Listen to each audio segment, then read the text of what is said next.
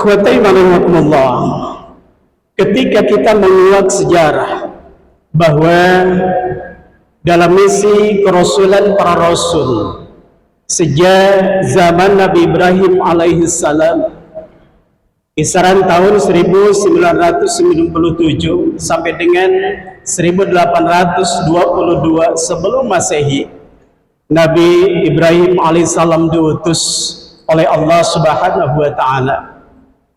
Dan sejarah memberikan catatan buat kita semua dari sejak perjalanan kerasulan Nabi Ibrahim alaihissalam itulah haji disyariatkan oleh Allah Subhanahu wa Ta'ala kepada para hambanya.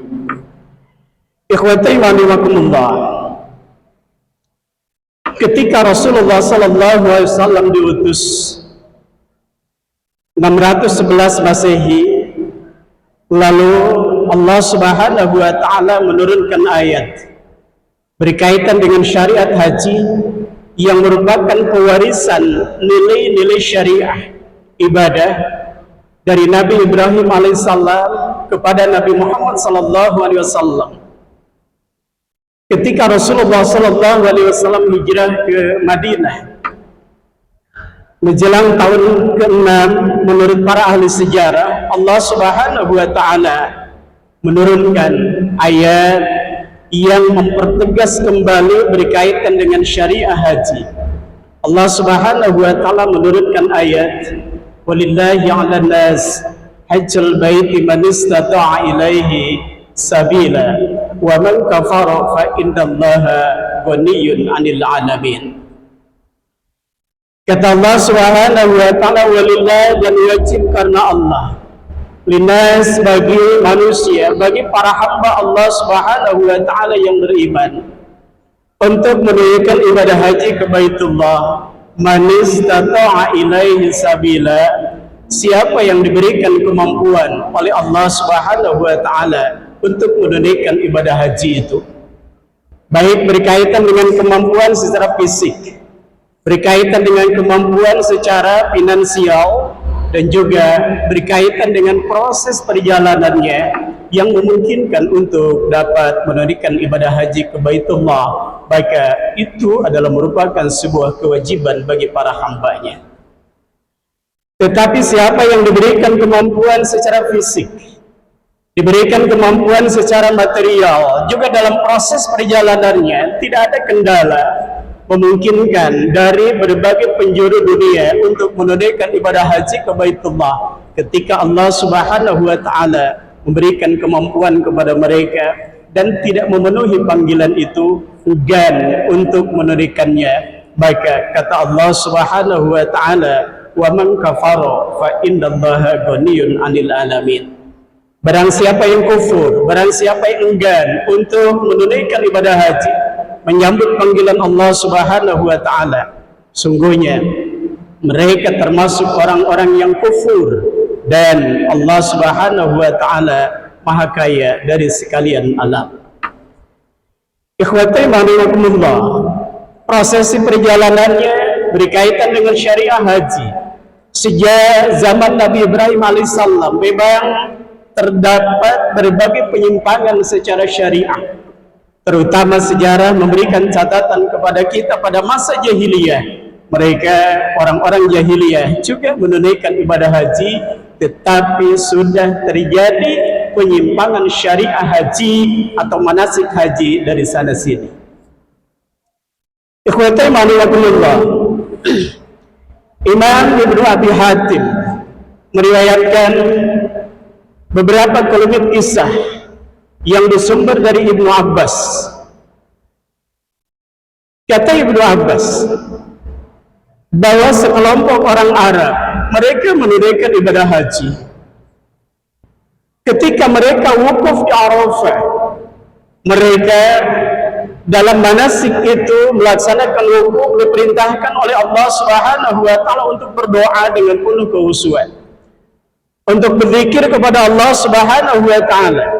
Tetapi mereka, kata Ibnu Abbas, sesungguhnya telah melakukan hal-hal yang lain yang di luar itu, justru mereka membanggakan orang tuanya, nenek moyangnya, yang mereka ketika menunaikan ibadah haji mereka suka memberikan makanan, suka memberikan minuman, suka membantu orang yang kesulitan di tempat itu. Dan juga Ibnu Abbas meriwayatkan bahwa ada sebagian dari orang yang menunaikan ibadah haji lalu berdoa kepada Allah Subhanahu wa taala dengan penuh kehusuan. Tetapi dari setiap panjatan doa yang dipanjatkan kepada Allah Subhanahu wa taala dengan penuh kehusuan itu, ternyata yang dimohonkannya semuanya berkaitan dengan dunia, sehingga satu pun tidak ada panjatan doanya untuk kebaikan akhirat. Mereka menyatakan, ya Allah, jadikanlah tahun ini tahun yang banyak turun hujan. Jadikanlah tahun ini tahun yang banyak memberikan barokah. Jadikanlah tahun ini yang banyak memberikan kebaikan kepada kami. Maka semua yang dipanjatkan oleh mereka pada saat itu, ketika menunaikan ibadah haji, berdoa kepada Allah dengan penuh kehusuan, semuanya kebutuhan-kebutuhan dunia, semuanya persoalan-persoalan dunia, sehingga tidak ada satu hal pun yang dimohonkan kepada Allah untuk kebaikan akhiratnya. Maka Allah Subhanahu wa taala menurunkan ayat surat Al-Baqarah ayat yang ke-200 sampai dengan 202. Kata Allah Subhanahu wa taala, fa idza qadaitum manasikakum fadhkurullaha kadzikrikum aba'akum aw ashadda dzikra. Faida qadaitum manasikakum, kata Allah Subhanahu wa taala, apabila kamu telah selesai menunaikan ibadah haji, menunaikan manasik haji, fazkurullaha, ingatlah kepada Allah, berzikirlah kepada Allah, berdoalah kepada Allah Subhanahu wa taala, sebutlah nama Allah, kadzikrikum aba'akum, sebagaimana kamu menyebut orang tuamu, menyebut nenek moyangmu. Kemudian berdoalah kepada Allah Subhanahu wa taala dengan penuh taqarrub, kedekatan kepada Allah, seperti dekatnya seorang anak dengan orang tuanya atau orang tua dengan anaknya. Lalu kata Allah Subhanahu wa taala, faminan nas may yaqulu Rabbana atina fid dunya wa ma lahu fil akhirati min khalaq. Wa minan nas, dari sebagian manusia, may yaqulu, ada yang berdoa kepada Allah, Rabbana atina fid dunya, ya Allah berikanlah kepada kami kebaikan dunia, wa ma lahu fil akhirati min khalaq. Maka Allah Subhanahu wa taala tidak akan memberikan bagiannya sedikit pun di akhirat, karena mereka tidak pernah meminta kebaikan untuk akhiratnya, tetapi yang diminta hanyalah untuk dunia dan dunia. Lalu kata Allah Subhanahu wa taala, wa minhum may yaqul, dan dari sebagian mereka yang menunaikan ibadah haji itu ada yang berdoa kepada Allah Subhanahu wa taala, Rabbana atina fid dunya hasanah, ya Allah berikanlah kepada kami segala kebaikan dunia, wa fil akhirati hasanah, juga berikan kepada kami segala kebaikan akhirat, wa qina adzabannar, dan juga lindungi kami dari ancaman api neraka yang mengerikan itu. Maka kata Allah Subhanahu wa taala, ulaika lahum nasibun mimma kasabu, setiap di antara mereka yang meminta hanya untuk dunia, Allah Subhanahu wa taala akan memberikan dunianya.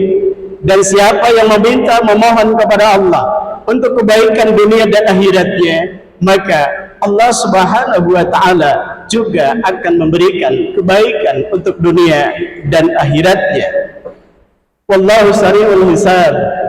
Dan setiap manusia kelak akan berkumpul di padang mahsyar, dan sampai saatnya nanti setiap manusia akan dihisab, dan Allah Subhanahu wa taala Maha teliti dalam proses penghisaban bagi setiap hambanya. Setiap sekecil apapun perbuatan yang telah dikerjakannya, baik ataupun buruk, maka akan mendapatkan penghisaban di sisi Allah Subhanahu wa taala. Maka siapa yang melaksanakan berbagai kebaikan akan mendapatkan kompensasi dari segala kebaikan itu berupa pahala, dan setiap orang yang menunaikan keburukan maka akan mendapatkan konsekuensi dari setiap keburukan yang telah dilakukannya.